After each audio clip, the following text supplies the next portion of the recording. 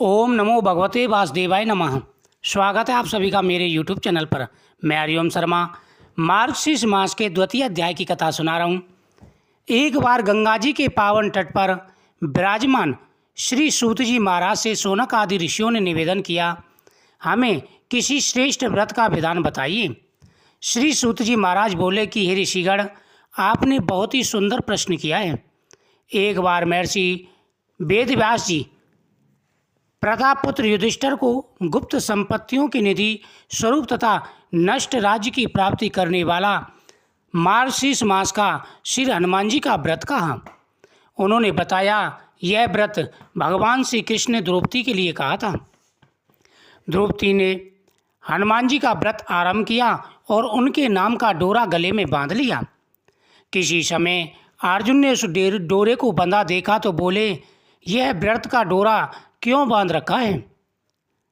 द्रौपदी ने मधुर शब्दों में कहा, भगवान श्री कृष्ण के निर्देशानुसार मैं हनुमान जी का व्रत करती हूँ, यह डोरा उसी का है।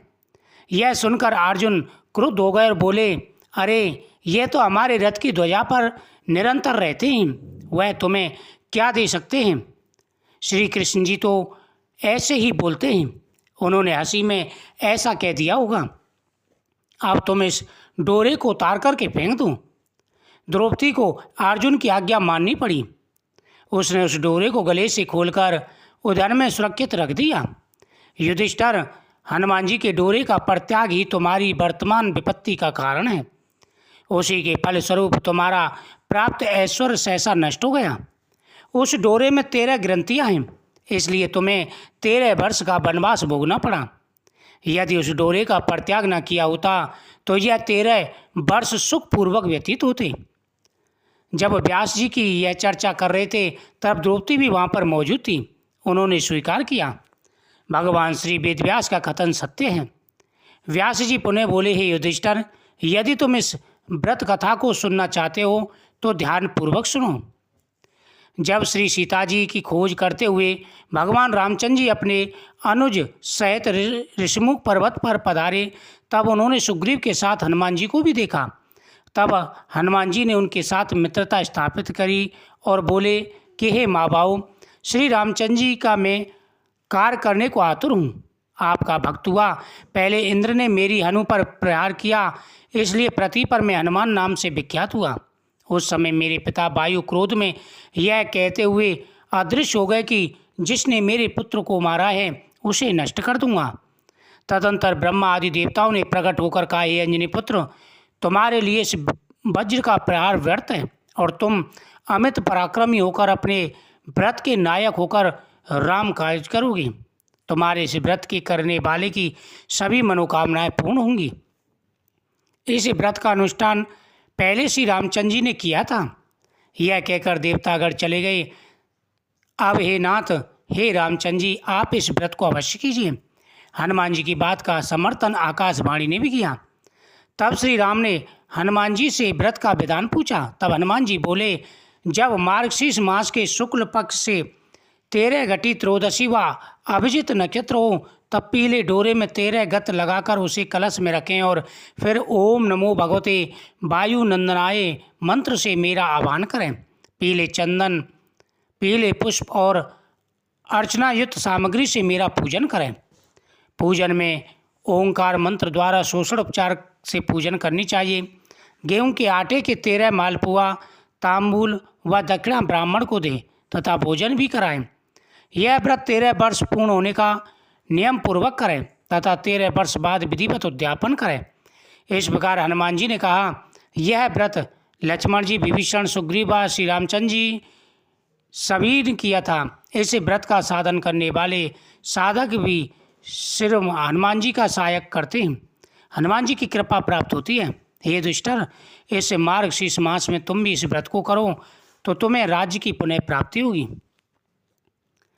इस व्रत की विशेष महिमा है। जो व्यक्ति इस व्रत को करते हैं उनके सभी कार्य सिद्ध हो जाते हैं। व्यास जी द्वारा व्रत की ऐसी महिमा सुनकर समुद्र तट पर रात्रि व्यतीत करने के पश्चात दूसरे दिन युधिष्ठिर ने व्यास जी के सम्मुख द्रौपदी के साथ यह व्रत किया। और साथ ही हवन किया। ओम नमो भगवते वायु नंदनाय से हनुमान जी का आह्वान किया और पूजन किया। उसके फलस्वरूप युधिष्ठिर को भी उसी वर्ष राज्य की पुनः प्राप्ति हो गई। इसलिए हे ऋषिगण, आप भी इस व्रत को करने से सफलता को प्राप्त करोगे और तुम्हारी सभी मनोरथ पूरे होंगे। तब उन ऋषियों ने भी इसी व्रत को किया था, जिसके करने से सभी प्रकार की मनोकामनाएं पूरी हो गईं।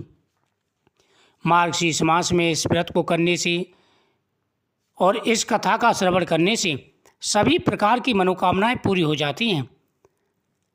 हनुमान जी की कृपा प्राप्त होती है।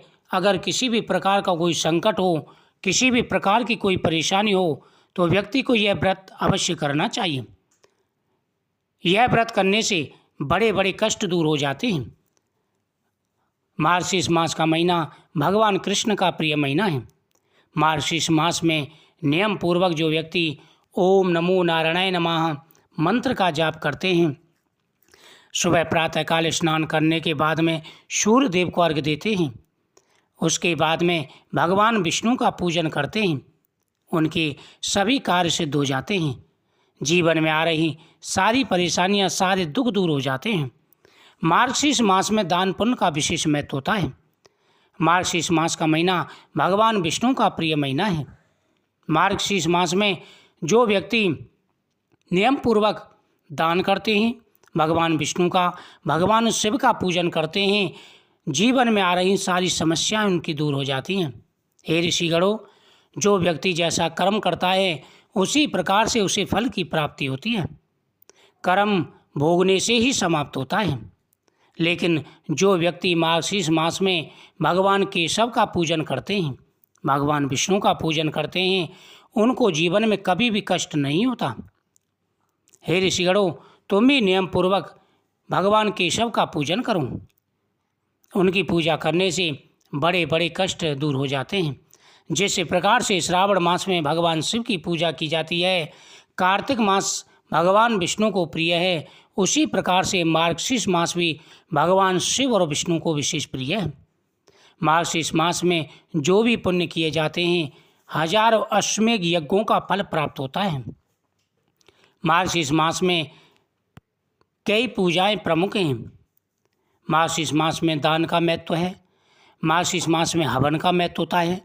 मार्गशीर्ष मास में गौ पूजा का विशेष महत्व होता है।